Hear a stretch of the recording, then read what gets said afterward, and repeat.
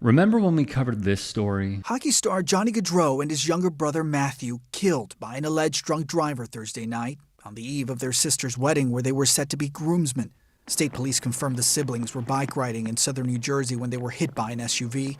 Sean Higgins is believed to have been the driver. The 43-year-old now charged with 2 counts of second-degree vehicular homicide.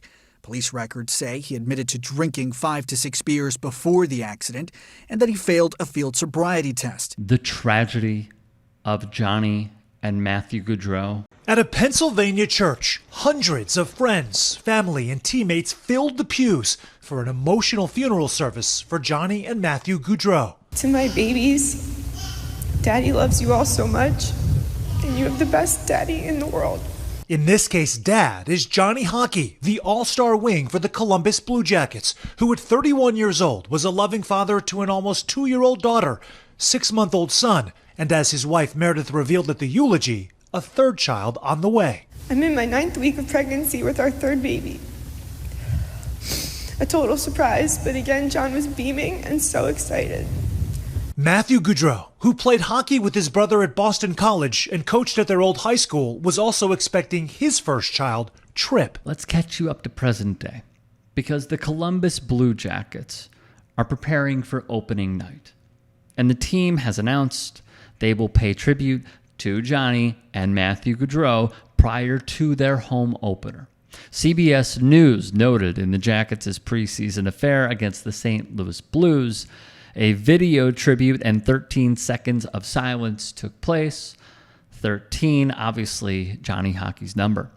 That's where our story takes us to longtime NHL insider and president of the Professional Hockey Writers Association, Frank Seravalli, in his piece for dailyfaceoff.com. Seravalli titled his piece, 32 Bold Predictions.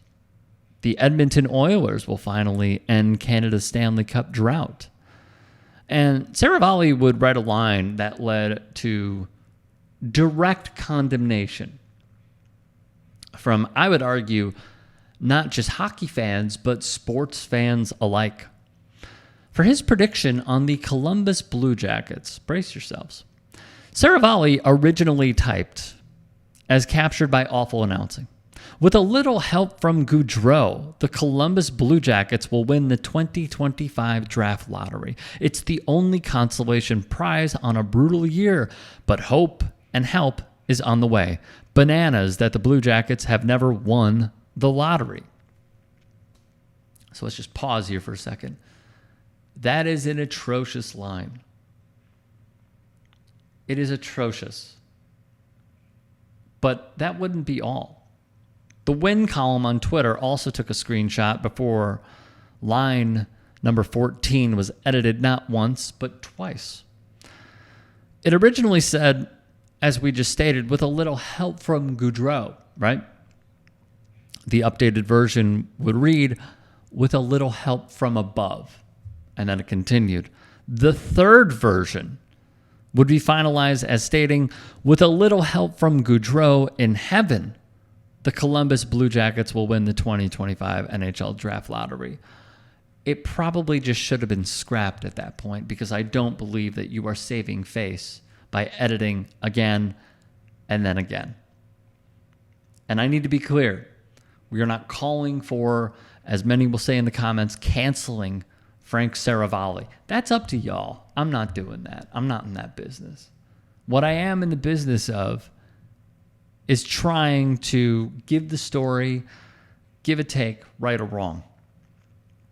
This is bad.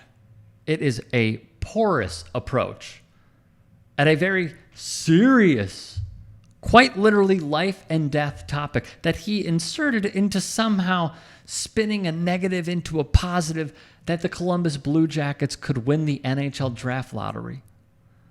Yeah, that's a bold prediction. I do agree with that. He is right about that it is a bold prediction. It's a bad one. It's an off-putting one. It's one that probably should have never happened at all. And then, with a little help from above, how? How do you justify that? Well, I'll tell you what he said after quite obviously seeing the backlash online, his comment section, no matter the platform. Here's what he tweeted. Earlier today, in an annual season predictions column, I picked the Columbus Blue Jackets to win the draft lottery and included commentary about Johnny Gaudreau looking down on them from heaven for good luck. What I wrote and how my poor choice of words was received was not intended to create any hurt or anger, especially as a member of the Philadelphia hockey community. I've been absolutely gutted by John and Maddie's passing. Like so many around the hockey world, this tragedy is a difficult topic we're all grappling with, and what I wrote was never intended to add to that. Simply put, I should not have tied the two together. I am sorry, and I promise to be better. Awful Announcing's Brandon Contes would recap, the wording is awkward at best and offensive at worst, as it could be perceived as attempting to put a positive or beneficial spin on Gaudreau's death. My read exactly.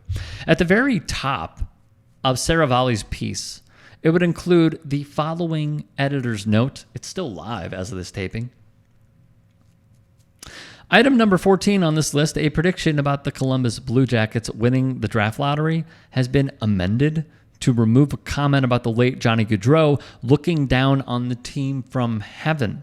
The intent was to honor Gaudreau and not offend. The wording was chosen poorly.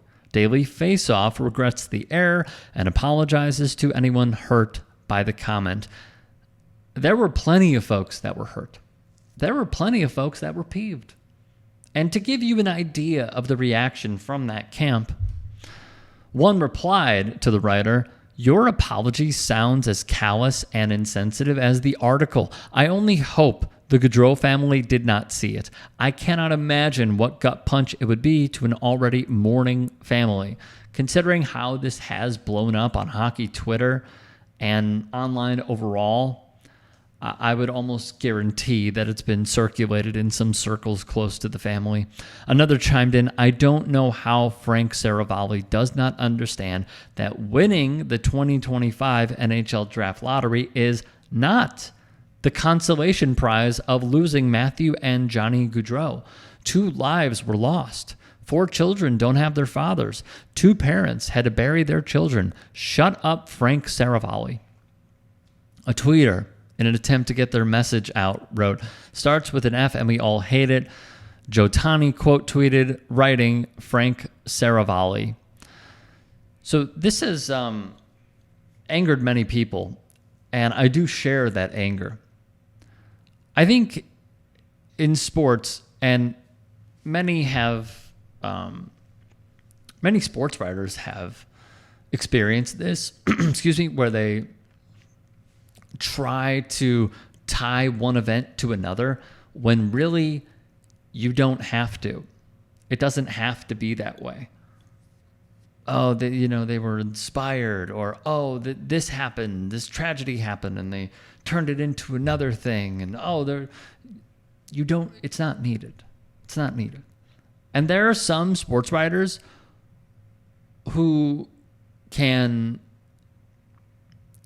show their quality in the industry with the words that they choose.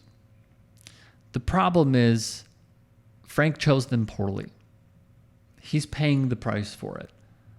And the only thing that I can say, and it's cliche, but it still rings true, I hope he learns from this. Because quite honestly, if he makes the choice again, he does not have this room and this space to acknowledge how wrong he was and change his sports writing approaches for the near future.